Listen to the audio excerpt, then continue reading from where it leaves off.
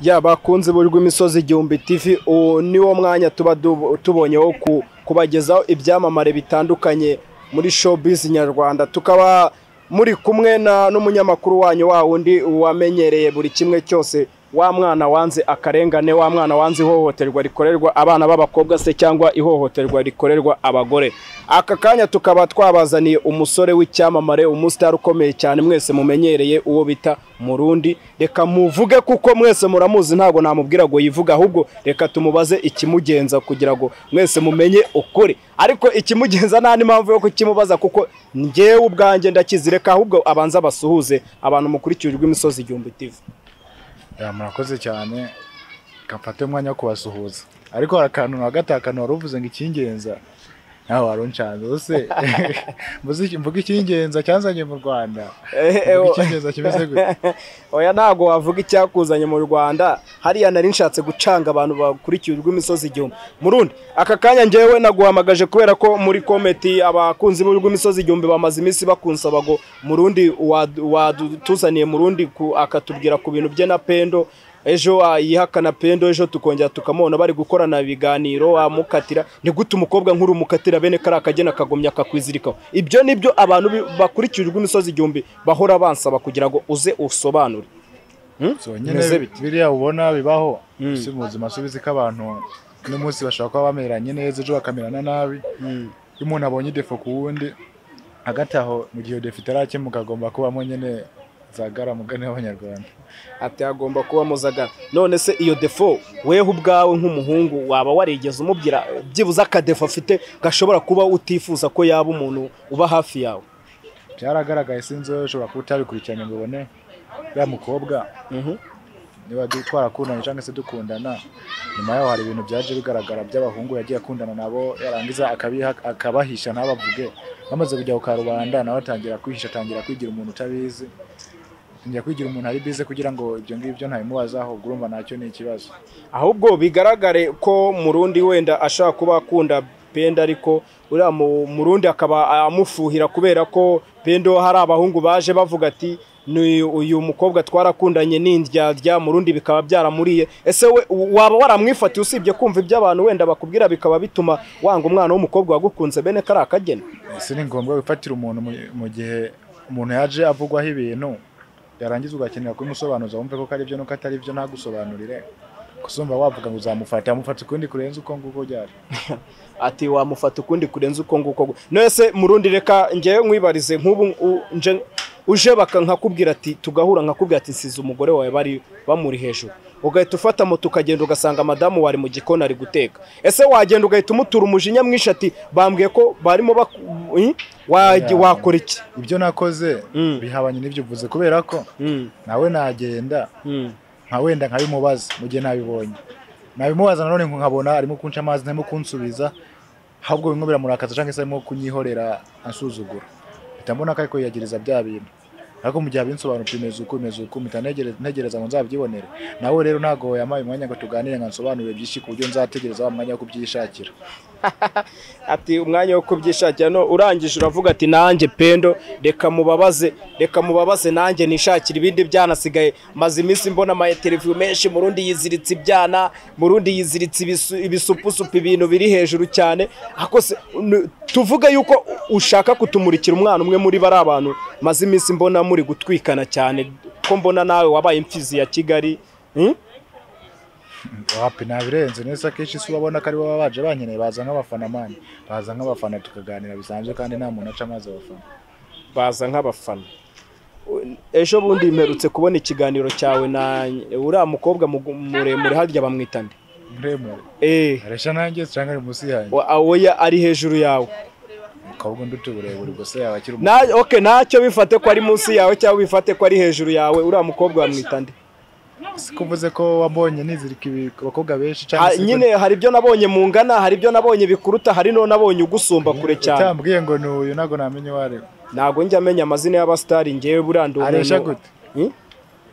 navuze ko ari hejuru yawe cyangwa ari munsi yawe. Nawe nk'umunyamakuru wa Sekurasa ku ntego umuntu ushaka kuvuga ngo mushikirize abantu gukurikirana, ubwo sije nahita nivugira umuntu. Jewe uwo mukobwa kera nkiri umwana najyagamo ariko si umukobwa kuko mbona ni nk'umukecuru, kuko kera najyaga mubona ari gucuruza amafilime ku masede ibiki, niba ari nyina waki ninde mbabarira unyibutse kuri televiziyo bita kuri channel bita Nderera na Katiyo twoye kuyamamariza, ariko nago ndi kubyibuka mbabara unyibutse.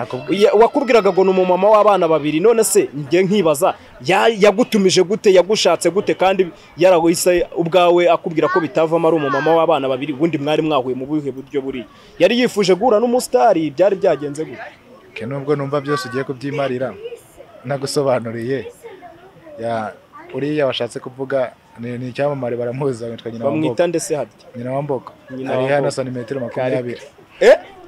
Ese sumuzi mara n'ubinsigisha Murundi aravuze ati apima metero imwe na santimetero 20.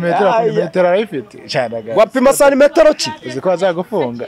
Ese nubanga pima metero bamuzana ntayipime ubwo bazagufunga. Sha nkanjye nk'umwana wanze akarengane gakorerwa abana b'abakobwa aho sindimo nagiye ku ruhande. Ese niba hagarara kangera hangaha. Gusa urumva hano hango metero. Ariko arabatari atazabona ibintu urimo uvuga. Oya nese turi kumwe nawe narimubwira kandi naranamupimye. Nuko yari yagukatiye bana nawe jya ubasha kwibuka. Nawe ariko ashatse kuryosha ikiganiro, ariko ntabwo turakora nk'abakundana, ahubwo baduhuje nk'abasitari tuganire bisanzwe, birangira ambwiye ngo afite umugabo aresha nanjye, amazi atese umugabo muhoberana gute niba aresha nanjye, arambwira ngo duhagaze ngo nta n'umwe yunama, ndahaguruka noneho ngiye kumuhobera ndamubura tanga angera ku serious ku buryo buriya muhagaze udashaka kumubwira ngo guhindukira urebe inyuma nawe ukarebe ukamurira mu mugongo, ntabwo byakunda mureba mu mugongo kungoko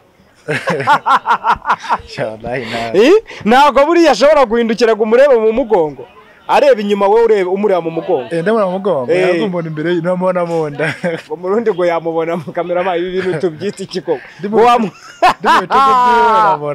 shange wahanga ndabona hagiye kugurumana murundi agiye kubatwika kabisa.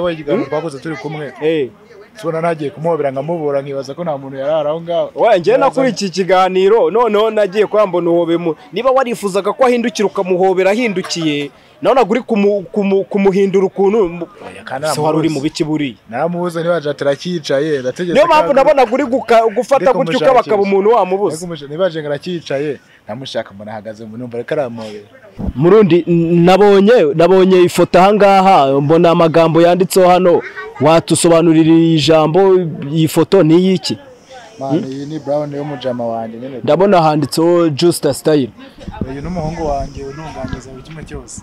Ati nawe ukavuga ati kubera ko mweme tusobanurire n'abantu b'imisozi igihumbi. Umuhungu wanje untunganyiza. Yamane basobanurire kabisa babwire. Nyene n'umuvandimo wanje nyene tugurabona nyene muri Style.